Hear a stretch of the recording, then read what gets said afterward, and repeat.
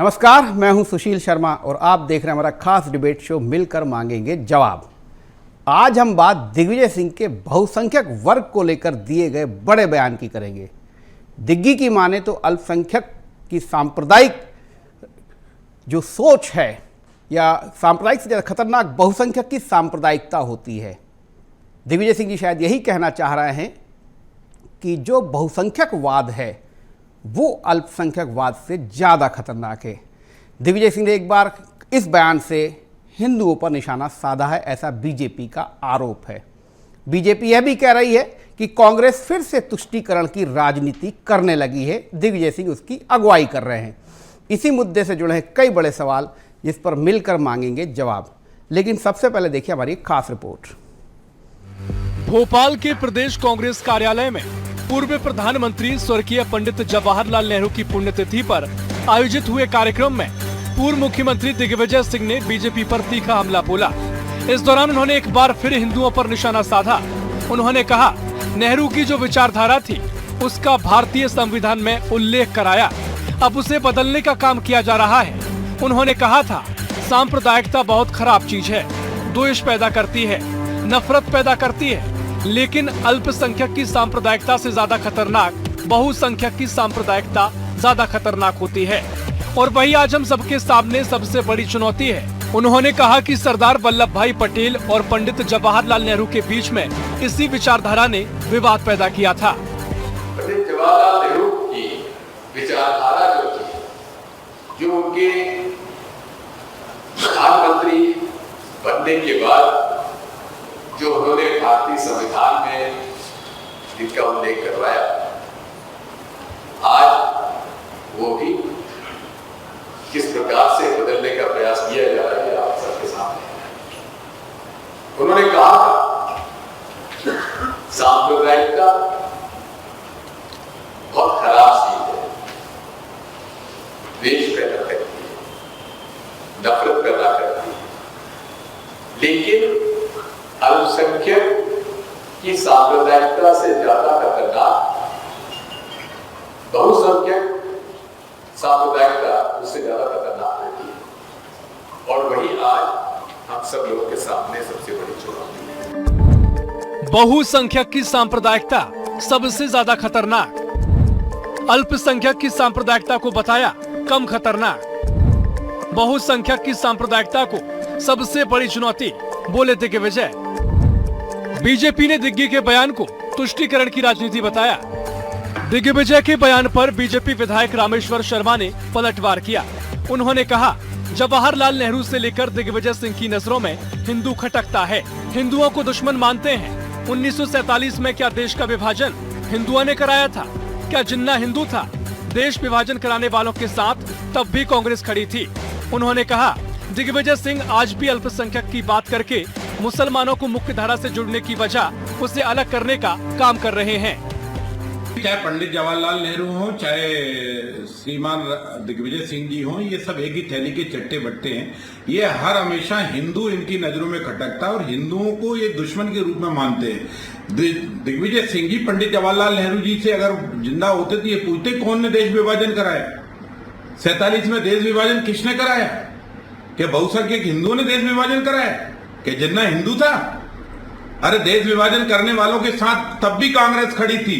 आज भी आप अल्पसंख्यक चिल्लाकर हिंदुस्तान के मुसलमान को मुख्य धारा में जुड़ने की बजाय उसको अलग करते जा रहे हैं और उसके अंदर अलगाववाद पैदा करते जा रहे हैं, उसके अंदर कट्टरता पैदा करते जा रहे हैं और आज भी आप मुसलमान आतंकवादी और कट्टरपंथियों को शरण देते जा रही है और इसी के कारण कांग्रेस की ये दुर्दशा हुई है। पहले पंडित जवाहरलाल नेहरू भी घोर हिंदू विरोधी थे, आज की कांग्रेस और आप भी घोर हिंदू विरोधी हैं। दिग्विजय सिंह के बयान से एक बार फिर सियासी घमासान तेज हो गया है। बीजेपी को बैठे बिठाए एक सियासी मुद्दा मिल गया। दिग्विजय सिंह के इस बयान को अब भारतीय जनता पार्टी ने हिंदुओं का अपमान बताया। ये सियासत का शुरुआती दौर है, आगे भी इस मुद्दे पर जमकर सियासत देखी जाएगी। मनोज राठौर, BSTV, भोपाल। दिग्विजय सिंह बयान दे, कुछ बोले और बवाल न बजे, यह तो संभव ही नहीं है। बहरहाल आज जो उन्होंने कहा है वह बहुसंख्यक वाद की सांप्रदायिकता को लेकर कहा है।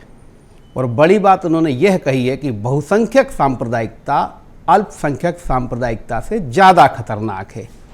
इसी मुद्दे पर हम चर्चा करेंगे और समझने की कोशिश करेंगे बहुसंख्यकवाद, अल्पसंख्यकवाद और सांप्रदायिकता का संबंध क्या है। मेरे साथ एक खास पैनल मौजूद है। मेरे साथ समाजवादी पार्टी के प्रवक्ता यश भारती जी हैं, भाजपा के प्रवक्ता सुमित रघुवंशी जी हैं और ऑनलाइन जुड़े हुए वरिष्ठ पत्रकार राजनीतिक विश्लेषक राजीव खंडेलवाल जी। आप तीनों का बहुत बहुत स्वागत है। शुरुआत राजीव जी आप ही से करूँगा। दिग्विजय सिंह कुछ बोले और बवाल ना मचे, ये तो संभव है ही नहीं, पर इस बार जो उन्होंने बात कही है वो फिर कहीं ना कहीं जो है हिंदुओं को खटक रही है, खासकर बीजेपी को। और मैं एक बात और स्पष्ट कर दूं कि दिग्विजय सिंह के इस बयान से, हालांकि उन्होंने ये बयान पीसीसी में ही दिया था और एक मंच से दिया था, कांग्रेस ने अपना प्रवक्ता बिठाने से मना कर दिया। मतलब उनके इस बयान से कांग्रेस बचना चाह रही है। जी राजू जी। नमस्कार करता हूं जी। आपने बिल्कुल सही बात की। दिग्विजय सिंह कांग्रेस में जाते ही इस बात के लिए जाने जाते हैं कि वो जो बयान देते हैं, कांग्रेस एक्चुअली में उसको टेस्टेड एक बैरोमीटर के रूप में दिग्विजय सिंह जी का प्रयोग करती है। तो बयान उनसे जब दिलवाती है तो उसकी प्रतिक्रिया भी देखती है जनता और राजनीतिक क्षेत्र में क्या होती है। जहां उनको लगता है कि प्रतिक्रिया अनुकूल होती है वो पार्टी का स्टैंड बन जाता है। जहां लगता है कि प्रतिक्रिया प्रतिकूल होती है वो उसको व्यक्तिगत विचार करके उसको अलग कर देते हैं। ये कभी भी इस तरह का दिग्विजय के खिलाफ कोई एक्शन किसी भी तरह के बयान पर कभी नहीं की गई, भले पार्टी ने उसको अपना बयान नहीं माना हो। ये एक बात।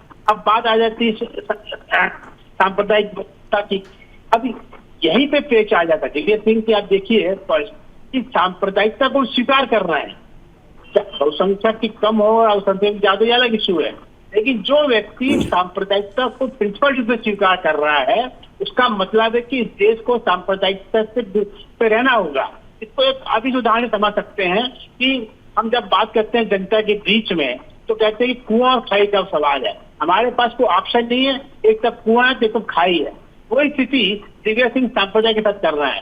सवाल इस बात का है कि सांप्रदायिकता है क्या है, इसको सांप्रदायिक देश के लिए कितनी खतरनाक है इसको आपको समझना होगा। जब आप धर्मों के बीच में विवेक पैदा करते हैं, राष्ट्रीय एकता को उससे ऊपर रखते हैं, एक धर्म पर आरोप लगाते हैं, दूसरे धर्म पर सपोर्ट करते हैं, तो वह सांप्रदायिकता देश के एकता के लिए खतरनाक होती है। इस बात को समझने की आवश्यकता है। और दिग्विजय सिंह जो हैं, ये जहां तक सांप्रदायिकता की बात है, हमेशा जो अल्पसंख्यक उन्होंने क्यों उसको सेव किया इनडायरेक्ट रूप में। आलोचना यानी इसको कहा जाता है ना कि पीसफुली उन्होंने आलोचना की उनकी, क्योंकि वो खुद अल्पसंख्यक राजनीति का शिकार रहे, राजनीति करते रहे। और कांग्रेस को भी ये कहा जाता है कि रिकॉर्ड रहा है कि तुष्टीकरण की नीति अपनाती रही अल्पसंख्यकों के प्रति।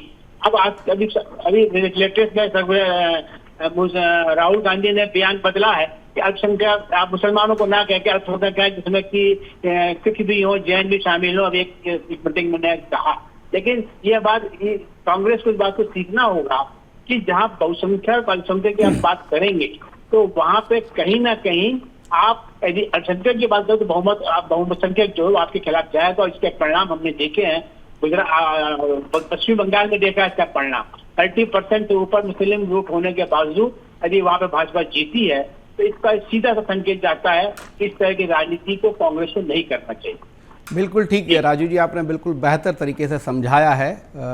और एक बात जो बहुत महत्वपूर्ण है कि आपने जो कही है कि राहुल गांधी ने जो अपने अल्पसंख्यक पे जो दृष्टिकोण नया प्रकट किया, स्वाभाविक है वो धर्म जो है अल्पसंख्यकों में भी अल्पसंख्यक हैं, अगर जिनकी बात राहुल गांधी कहना चाह रहे हैं। बहरहाल यश जी, हालांकि ये आपकी पार्टी से जुड़ा मामला नहीं है, लेकिन दिग्विजय सिंह मध्य प्रदेश के 10 साल मुख्यमंत्री रहे हैं, देश के कद्दावर नेता हैं, और चूंकि आपकी पार्टी भी कहीं ना कहीं तुष्टीकरण के आरोप झेलती रही है, तो आप दिग्विजय सिंह के इस बयान को किस तरीके से देखते हैं? क्या देश बहुसंख्यकवाद या बहुसंख्यक सांप्रदायिकता की ओर जा रहा है क्या, जैसा कि दिग्विजय सिंह इशारा कर रहे हैं? देखिए, दिग्विजय सिंह जी बहुत अच्छे से जानते हैं कि वो क्या बोलेंगे और उसके क्या मायने निकाले जाएंगे। तो ये कहा जाए कि वो समझ नहीं पाए या समझ नहीं पाते हैं अगले और पिछले बयानों का जो ट्रैक रिकॉर्ड है, तो ये कहना तो ठीक नहीं होगा। लेकिन उससे भी बड़ी बात यह है कि क्या कांग्रेस पार्टी नहीं समझ पा रही कि दिग्विजय सिंह जी क्या बोल रहे हैं, क्या बताना चाहते हैं? जो पैनल पे कांग्रेस पार्टी अपने पक्ष को नहीं रख पाती, अगर वो इसका सहमति नहीं रखती, जिस तरीके से अगर पक्ष में नहीं बैठा है, तो कार्रवाई करे दिग्विजय सिंह जी के ऊपर। क्या वो कांग्रेस पार्टी से ऊपर हो गए हैं?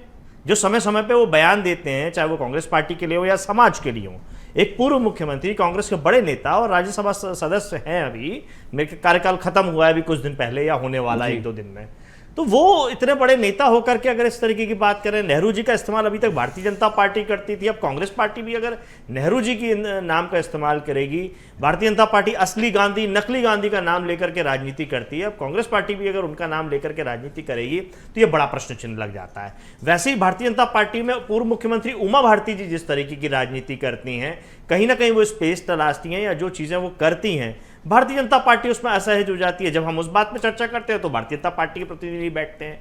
तो समाज में जब कोई बात जाती है और उस पर उन्हीं की पार्टी का लोग नहीं बैठे, आपकी सहमति असहमति हो सकती है, पार्टी लाइन से वो बाहर हो सकते हैं, लेकिन पार्टी अपना पक्ष तक नहीं रखती। मध्य प्रदेश के अंदर यह मध्य प्रदेश का बड़ा दुर्भाग्य है कि 2 पार्टी सिस्टम, 2 बड़ी पार्टियां अपने आप को बड़ी राष्ट्रीय पार्टी, राष्ट्रभक्त पार्टी कहती हैं, लेकिन जब चर्चा में बैठना होता है तो दोनों किनारे लग देती है। ये इन्होंने पर पार्टी बना के रखी है, चर्चा से भागने का एक रास्ता बना के रखा है। हम इस चीज को ऐसे देखते हैं, कम और ज्यादा क्या होता है, अगर बुराई है तो बहुसंख्यक में भी है और अल्पसंख्यक में भी है, तो बुराई को बुराई की दृष्टि से देखना चाहिए। अब वो नेहरू जी के नाम पे किसी की ज्यादा बुराई, किसी की कम बुराई कह करके समाज में फिर उन्होंने एक तरीके से जहर डालने का काम कर दिया, और इस जहर से ही तो हम मध्य प्रदेश में भुगत रहे हैं कि सबसे महंगा पेट्रोल, सबसे महंगा डीजल मध्य प्रदेश में है। उस बात को गायब कर दिया दिग्विजय सिंह जी ने। 12 साल मोदी सरकार के क्या हुए, क्या उपलब्धि है? पेपर लीक, हर चीज का पेपर लीक, व्यापम जैसा कांड, जो प्रवेश परीक्षा लेने वाली एजेंसी है वो मुद्दे से अपन मुद्दे से ना भटके, आज इस पर डिस्कशन नहीं हो रहा है। आदरणीय सुनिए जी, मुद्दा यही है, ये दोनों पार्टियां मिलकर मध्य प्रदेश के अंदर मूल मुद्दों से भाग रही हैं। क्यों नेहरू जी की इस बात को लेकर के नहीं आर्थिक नीति पे बात करते और तुलना करते इन सब चीजों से कि आज अगर नेहरू जी होते तो किस तरीके से विनाश व्यवस्था करते, लेकिन आप उसको रूप दे रहे हैं कुछ और। विश्व नीति की बात करते नेहरू जी की, वो आप नहीं करना चाहते। दूसरी बात है, आप नहीं करना चाहते। स्वीकारिता और अस्वीकारिता सरदार पटेल जी और नेहरू जी के बीच में, भाजपा के तो निशाने पे शुरू से ही पंडित जवाहरलाल नेहरू रहे हैं।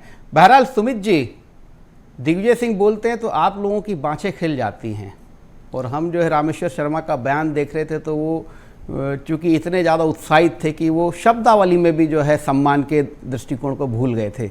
बहरहाल आपके लिए ये बयान कितना लाभकारी हो जाता है? क्या दिग्विजय सिंह का बोलना आपके लिए बहुत बड़ा प्लस पॉइंट होता है?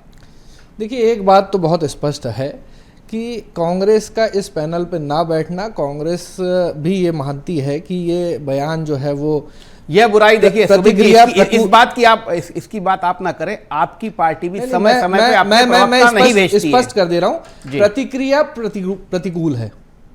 ये बयान को कांग्रेस भी खंडन कर रही है एक तरीके से। हाँ, उनके ऊपर निर्णय नहीं कर सकती, उनके ऊपर किसी प्रकार का प्रतिबंध नहीं लगा सकती, उनके मुंह को बंद नहीं कर सकती। देखिए, भगवा आतंकवाद, बहुसंख्यक सांप्रदायिकता जो फैला रहे हैं, बहुसंख्यक फैलाते हैं, इस टाइप का नैरेटिव गढ़ना हमेशा से दिग्विजय सिंह जी का एक तीर रहा है, और निश्चित तौर पर वो बहुत अच्छे से जानते हैं कि इसका क्या प्रतिफल होने वाला है, क्या नुकसान होने वाला है, क्या फायदा होने वाला है। एक तरफ तो वो बोलते हैं कि मैं कट्टर हिंदूवादी हूँ, नर्मदा परिक्रमावासी हूँ, और दूसरी तरफ जो है हिंदुओं को सांप्रदायिक बोलते हैं, ज़्यादा सांप्रदायिक हैं हिंदू। इस प्रकार के बयान उनकी तुष्टिकरण की राजनीति को दिखाते हैं, और मरती हुई उनकी जो राजनीति है, जो गर्त में जाती हुई राजनीति है, उसको बचाने का एकमात्र साधन वो समझते हैं कि इस तरीके का कोई बयान दिया जाए जिसमें चर्चा शुरू हो जाए और उनकी राजनीति फिर से की, केवल उनकी राजनीति, क्योंकि कांग्रेस को तो उसका नुकसान होता ही है, केवल उनकी राजनीति बची रहे, इसके लिए वो इस तरीके के ऊल जलूल बयानों का उपयोग करते हैं। जी सुमित जी, राजू जी, मैंने आपसे पहले भी प्रश्न किया था, शायद उस प्रश्न को आप समझ नहीं पाए।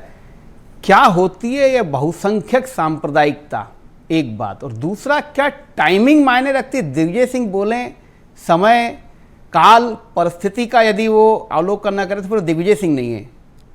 कल जो है ईद उल जुहा भी है, और यूपी सहित देश के कई राज्यों में बहुत सारी बातें चल भी रही है। क्या ये उसको सोचकर बोला गया है, और है क्या ये बहुसंख्यक सांप्रदायिकता?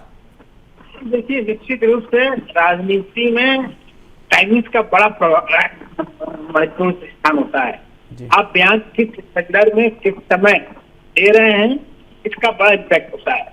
और दिग्विजय सिंह जो है बहुत नब्बे चले शब्दों में और टाइमिंग को देखकर वो अपने बयान देते हैं और उसके फिर वो आकलन करते हैं उसका देशव्यापी प्रभाव किस तरह से पड़ रहा है। जहाँ तक बहुसंख्यक सांप्रदायिकता का सवाल है तो उनका इशारा साफ है, इसको समझने की आवश्यकता है। और आप सब समझते हैं कि बहुसंख्यक कौन है, लेकिन उसको सांप्रदायिक रंग रूप देना ये निश्चित रूप से गलत है। और मैं जैसे कि राष्ट्रीय प्रवक्ता समाजवादी पार्टी ने कहा, उमा जी का उन्होंने तुलना की दिग्विजय सिंह के साथ में, मैं बिल्कुल गलत मानता हूँ कि उमा जी हिंदुत्व की प्रतीक नहीं, और जहाँ उन्होंने अपने राम जन्मभूमि आंदोलन की प्रमुख चेहरा थी और वो हिंदुत्व और सांप्रदायिकता को एक साथ मिक्सअप करना ये बिल्कुल गलत है, बड़ा विषय है। इस पर कभी हम अलग से डिबेट कर सकते हैं, लेकिन उमा जी का नाम उनके साथ जोड़ना मैं नहीं समझता कि वो उचित है। जी बिल्कुल ठीक राजीव जी। यश जी, अगर अपन जैसे दिग्विजय सिंह के इस बयान को लें जो उन्होंने बहुसंख्यक सांप्रदायिकता को लेके कहा है, तो ये बात फिर उसमें भी तो आती है, राहुल गांधी जो कह रहे हैं बार बार कि जिसकी जितनी हिस्सेदारी उसकी उतनी भागीदारी। हो सकता है हिस्सेदारी भागीदारी आगे पीछे हो, मुझे ध्यान नहीं आ रहा है, तो वो भी तो एक तरीके से आप जो है वाद को ही क्रिएट करने की कोशिश कर रहे हैं राहुल गांधी भी। नहीं, राहुल गांधी जी तो अब बात कर रहे हैं। हमारे पितृपुरुष डॉक्टर राम मनोहर लोहिया जी ने ये कहा था, संसो पाने बांधी घात पिछड़े पावे 100 में 60। तो हम बात कर रहे हैं जो लोग मुख्य धारा से पीछे हटे हुए हैं, उनको विशेष अवसर दे करके, विशेष सुविधा दे करके मुख्य धारा में लाने की बात है। जो समाज से पिछड़ गया है, जो शोषित है, वंचित है, उसको आगे लाने की बात है। और ये काम के लिए हम लगातार बात करें, इसीलिए हम जातीय जनगणना की बात कर रहे हैं। कांग्रेस सरकार ने इसका विरोध किया, आज वो उसके समर्थन में, भारतीय जनता पार्टी इसका विरोध करती है, आज भारतीय जनता पार्टी उसके समर्थन में है। तो ये सारी चीजें तो हमारे उसमें आई, लेकिन ये बात अलग है, भारतीय जनता पार्टी कहती है पर कर नहीं रही। दूसरा बड़ी बात यह है कि जो आपने प्रश्न पूछा था, हमारे भारतीय जनता पार्टी के साथी से जवाब नहीं दिया उन्होंने। भारतीय जनता पार्टी में इतना बड़ा पैनल है प्रवक्ताओं का, इतना बड़ा पैनल है पैनलिस्टों का, भारतीय जनता पार्टी का कार्यालय है, वहां पे मीडिया प्रभारी बैठते हैं और बड़े बड़े नेता बैठते हैं, वो कोई प्रतिक्रिया नहीं दे। रामेश्वर शर्मा कौन? हर चीज के लिए भारतीय जनता पार्टी में रामेश्वर शर्मा प्रतिक्रिया देते हैं, हर छोटे विषय पे, हर बड़े विषय पे। क्या इतने बड़े नेता हो गए कि जो भारतीय जनता पार्टी की इतने बड़े बड़े सूची, लंबी सूची बनी हुई है, उनसे बड़े क्या रामेश्वर शर्मा जी हो गए हैं? या अनुशासन की दुहाई देने वाली भारतीय जनता पार्टी क्या अनुशासित दिखती है आपको? और जो भाषा शैली इन्होंने इस्तेमाल करी, अभी राहुल गांधी को ये भाषा शैली को लेकर घेर रहे थे, तो जो रामेश्वर शर्मा समय समय पे भाषा शैली इस्तेमाल करते हैं, क्या भारतीय जनता पार्टी उसके पक्ष में खड़ी दिखती है? कर्नल सोफिया कुरैशी को जिस तरीके से अपमानित किया गया, क्या भारतीय जनता पार्टी उसके साथ में पक्ष में खड़ी रहती? क्योंकि अभी तक कैबिनेट मंत्री 1 साल से ज्यादा हो गया, भारतीय जनता पार्टी के सदस्य है, भारतीय जनता पार्टी के पदाधिकारी हैं विजय शाह। कार्रवाई के नाम पे केवल दिखावे। तो ये जो दिग्विजय सिंह जी को घेरने का काम भारतीय जनता पार्टी कर रही है, अपने गिरबान पे देखिए, मैंने उमा भारती जी का नाम इसीलिए लिया कि शराब की दुकान पे पत्थरबाजी करती है उमा भारती जी, बात सीधे संवाद सरकार से नहीं कर पाती। क्या उनकी बात सुनी नहीं जाती? ओबीसी आरक्षण के लिए सीधे सवाल करती है भारतीय जनता पार्टी की सरकार से, क्या उनकी बात सुनी नहीं जाती? तो ये सारे साल वही मैंने दिग्विजय सिंह जी के लिए कहा और वही मैं उमा भारती जी के लिए कह रहा हूं, और भी बड़े नेताओं के लिए भारतीय जनता पार्टी में जो उपेक्षित महसूस कर रहे हैं, जो उन्हीं लोगों से हैं जो आपने वाद की बात करी, जो मुख्य धारा से पिछड़े हुए हैं, वो आज भी मुख्य धारा से पिछड़ गए हैं, जो अगुआ हुआ करते थे। जैसे अभी राजीव जी ने कहा कि बड़े राम आंदोलन के अग्रज थे, वो कहां गए? बजरंग दल के प्रथम राष्ट्रीय अध्यक्ष विनय कटियार जी आपको कहां दिखाई थे? अभी जयभान सिंह पवैया जी लूप लाइन में थे। वो जितनी बड़ी लंबी सूची है, वो सब मार्गदर्शन मंडल से भी बाहर कर दिए गए। उनके ना मार्गदर्शन की जरूरत है, ना उनके चित्रण की जगह है। राजमाता विजय राजे सिंधिया जी कहां दिखाई देती हैं आपको? उनकी बेटी किस तरीके से भोपाल के अंदर एक कार्यक्रम के अंदर चिल्लाती रही, फोटो तो रख दिया करो। तो ये जो अपमान और सम्मान की लड़ाई भारतीय जनता पार्टी दिखाने की कोशिश कर रही है, इनके अंदर खाने में बड़े झगड़े हैं, लेकिन मुख्य बात भाषा की है, जिस भाषाई गरिमा की बात भारतीय जनता पार्टी दूसरों को कहती है। मैं जवाब ले लेता हूँ। सुमित जी, जो बात यश जी कह रहे हैं, भाषा वाली बात, उसका तो जो है, यश जी के मैं 2-3 बातों का जवाब दूंगा, पॉइंट वाइज पॉइंट दूंगा। एक तो यश जी ने पहले अपने कमेंट में मध्य प्रदेश में पेट्रोल की सबसे ज़्यादा कीमत है पूरे देश में, झूठ है। तेलंगाना केरल में देखिए 119 रुपये 120 रुपये है, भोपाल में मध्य प्रदेश में कहीं नहीं है। दूसरी बात आप, अरे सुनिए अरे सुनिए ना आप, अरे जवाब लेना हो, आपके झूठ को उजागर कर रहा हूँ एक के बाद एक। आप मानिए इस बात को मतलब कि है 112 रुपए 120 रुपए में अरे आप अंतर नहीं समझते, लेकिन अगर कहीं 90 और 99 रुपए है तो वो सस्ता चिल्लाना हो तो फिर बहुत सारी आवाजें निकल आएगी। लेकिन मैं आपकी बात जवाब दीजिए ना, घुमाइए मत बिल्कुल। उसको। अरे कैसे घुमा आप घुमा रहे हो। मैं पॉइंट वाइज पॉइंट आपके झूठों का वो कर रहा हूं। जातिगत जनगणना की बात आपने करी, भारतीय जनता पार्टी इसका विरोध करती थी। भारतीय जनता पार्टी के किसी एक नेता का यदि विरोध दिखा देंगे आप, और माननीय अमित शाह, अरे माननीय अमित शाह गडकरी जी, अरे भाई आप यश जी, सुमित जी आप मैं आपको करेक्ट कर, नहीं कर पाएंगे आप ना। सुमित जी आप यश जी थोड़ा सुन लीजिए। अमित शाह जी ने लोकसभा के अंदर बहुत प्रतिबद्धता के साथ बोला है कि जनगणना शुरू हो चुकी है, इस जनगणना में जातिगत जनगणना शामिल है। आप यहां पे बैठ के झूठ फैला रहे हैं। अमित शाह जी के वचनों को पूरे देश ने सुना है। तीसरी बात, आप एक तरीके से जो अपने स्टैंड को रख रहे हैं, आपने एक जगह अपनी बातों में कांग्रेस का खंडन या कांग्रेस की जो तुष्टीकरण की राजनीति है उसके विरोध में नहीं बोला। क्यों नहीं बोला? आपको सूट नहीं करती है। आपको सूट नहीं करती है क्योंकि आपको देश में उनके साथ अलायंस करना है। आपको मध्य प्रदेश में उनके बिना स्टैंड नहीं कर सकते यहां पे, इसलिए आपने एक शब्द कांग्रेस के खिलाफ में नहीं बोला जी। नहीं मैं बता रहा हूं आपको मौका दूंगा। दूसरी बात, आप जिस संप्रदाय की बात, सांप्रदायिकता की बात कर रहे हैं और बड़े बड़े शब्दों में बहुत बड़ी बड़ी पता नहीं कहां की कहानियां बता रहे हैं, मुझे बताइए कि उत्तर प्रदेश चुनाव में समाजवादी के पार्टी की तरफ से MY फैक्टर क्या था? MY फैक्टर क्या था? MY फैक्टर ये था, मुस्लिम और यादव वोट बैंक हमको चाहिए। ये समाजवादी पार्टी का चरित्र है। एक शब्द यदि कांग्रेस के खिलाफ ये बोल पाएंगे, कांग्रेस के विषय में तो बोलना छोड़ दो, उनके पास बहुत सारी ऐसी चीजें हैं जो कांग्रेस कहीं स्टैंड नहीं करती इस विषय पर। मैं यदि कांग्रेस की चीजें गिनाना चाहूंगा तो केरल में मुस्लिम लीग के साथ इनने अभी सरकार बनाई है। मुस्लिम लीग वही पार्टी है जिसने देश को तोड़ा था। रेवंत रेड्डी खुद बोल चुके हैं, मुस्लिम मतलब कांग्रेस, कांग्रेस मतलब मुस्लिम के मुख्यमंत्री हैं कांग्रेस पार्टी के। असम में 29 में से 28 सीट इनकी मुस्लिम समाज से आती है। ये सिर्फ और सिर्फ वोट बैंक का खेल है। ये जानबूझ के ऐसी सुमित जी आपकी पार्टी एक भी टिकट नहीं देती, ये भी तो एक अलग दृष्टिकोण है। यश जी आप कुछ बोलना चाह रहे हैं? मैं इसमें फिर जोड़ के बोलता हूं, किसी भी मध्य प्रदेश की किसी भी एक योजना या देश की, पूरे देश की, भारत सरकार की, हमारे जो पिछले 12 साल की सरकार है, एक योजना बताइए जिसमें धर्म आधारित योजना का लाभ बिल्कुल हुआ। जी जी बिल्कुल भारतीय जनता पार्टी किसी के साथ पक्षपात नहीं करती। बिल्कुल। यश जी आप कुछ जवाब देना चाह रहे थे सुमित की बात का। देखिए, सुमित जी ने रामेश्वर शर्मा पे कुछ नहीं बोला। जो मैं बात कर रहा था कि संगठन और अनुशासन की बात करते हैं, ये कौन सा संगठन है जो टिक जाता है जाके रामेश्वर शर्मा पे? ये कौन सा अनुशासन है जो टिक जाता है जाके रामेश्वर शर्मा पे? जो भारतीय जनता पार्टी की इतनी लंबी कार्यकारिणी घोषित की जाती है, उसमें रामेश्वर शर्मा का स्थान इतना बड़ा है। दूसरा देखिए, मैंने सवाल किया था और शुरू में ही किया था और आपने भी उस बात को दोहराया, कांग्रेस पार्टी का विषय है कांग्रेस पार्टी भाग जाए, भारतीय जनता पार्टी का विषय है भारतीय जनता पार्टी भाग जाए। तो स्पष्ट है ना कि हम कांग्रेस पार्टी का तो हम कांग्रेस पार्टी की सफाई तो नहीं देंगे। दिग्विजय सिंह जी ने क्यों कहा, कैसे कहा, कांग्रेस पार्टी ने क्यों कहा, कैसे, ये तो कांग्रेस पार्टी कहेगी। हम उसकी आलोचना करते हैं, कम ज्यादा क्या होता है, जो चीज गलत है वो गलत है। हमने शुरुआत में इस बात को, लेकिन ये चाहते हैं कि हम कांग्रेस की तरफ से आए, हम भारतीय जनता पार्टी की तरफ से आए, तो हम तो जनता की तरफ से आए, जनता की बात करेंगे, महंगाई की बात करेंगे, 12 साल के कुशासन की बात करेंगे, पेपर लीक की बात करेंगे। आपका वक्तव्य हो गया। वैसे यश जी जो है समाजवादी पार्टी के प्रवक्ता हैं। राजीव जी, मेरे पास समय बहुत कम है, मैं दो चीजें और समझना चाहूंगा। पहला कि जब दिग्विजय सिंह ये बात बोलते हैं तो ये क्या सिर्फ कांग्रेस को ही नुकसान करती है कि इसके इस पूरी आंधी में समाजवादी पार्टी और अन्य दल भी इसमें जो है सिमट जाते हैं? दूसरी बात कि यदि दिग्विजय सिंह को कोई आशंका, कोई संभावना लगती है, बुद्धिजीवी है, तो बोलने पे पाबंदी होना चाहिए क्या? मैंने आपको पहले ही बताया, दिग्विजय सिंह को जो रोल पार्टी ने दिया है वो उस रोल को बखूबी अदा करते हैं। और उनके बयान को, दिग्विजय सिंह के बयान को, दिग्विजय सिंह राष्ट्रीय नेता है, प्रदेश के नेता नहीं है, इसलिए उनके बयान का सार्वजनिक देशव्यापी प्रभाव पड़ता है। और खासकर अल्पसंख्यक मामले की बात करते हैं, जब बहुसंख्यक और श्रमिक बीच की जब लड़ाई होती है तो उनका महत्व बढ़ जाता है। एक बात मैं, दो बात और आपसे राजनीतिक से करना चाहूंगा कि हमारे सुमित जी कह रहे थे कि भाजपा कांग्रेस के प्रवक्ता नहीं है। यदि वो समाजवादी पार्टी के कथन को सुन लिए हैं तो तो उनको लगना चाहिए कि सब कांग्रेस के प्रवक्ता पे मौजूद है।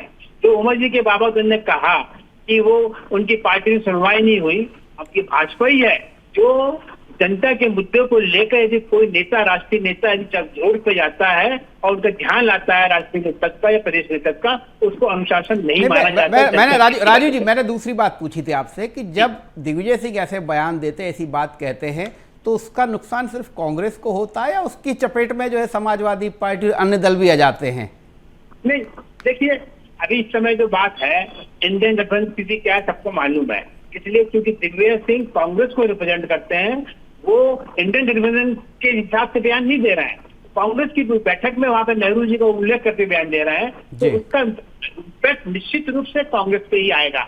उस रिफरेंस में जब यदि वो इंडियन गठबंधन की बैठक के बाद कोई उद्बोधन दे रहे हैं, उसके रिफरेंस में दे रहा हूँ, तो उसका प्रभाव तो इंडियन गठबंधन से लेके देश पे पड़ सकता है। लेकिन बहुत सारे विश्लेषक ये बात भी मानते हैं कि जब भी तुष्टीकरण, सांप्रदायिक या ऐसे कोई बयान दिए जाते हैं किसी भी बीजेपी से इतर राजनीतिक दल के नेता द्वारा, तो उसका फायदा सिर्फ बीजेपी को होता है। ये काम जो है जी नहीं, ये फायदा होने के बावजूद यदि दिग्विजय सिंह से लगातार इस संबंध में बयान दिलाए जाते हैं, तो कहीं ना ये बात बहुत महत्वपूर्ण है कि आखिर ये बयान दिए क्यों जाते हैं। कहीं ना कांग्रेस सोचते हैं कि कहीं ना कहीं हमको इसका कोई काउंटर प्रभाव मिलता होगा, तभी तो बयान दिलाए जाते हैं। बिल्कुल, मैंने आपको ध्यान दिया बंगाल नहीं, लेकिन राजीव जी, ये बहुत अबूझ पहेली है कि दिग्विजय सिंह के इन बयानों से कांग्रेस को क्या फायदा होगा और क्यों सोचकर ये बयान दिलाए जाते हैं, जैसा कि आप कह रहे हैं। बहरहाल आप तीनों मेहमानों का बहुत बहुत शुक्रिया।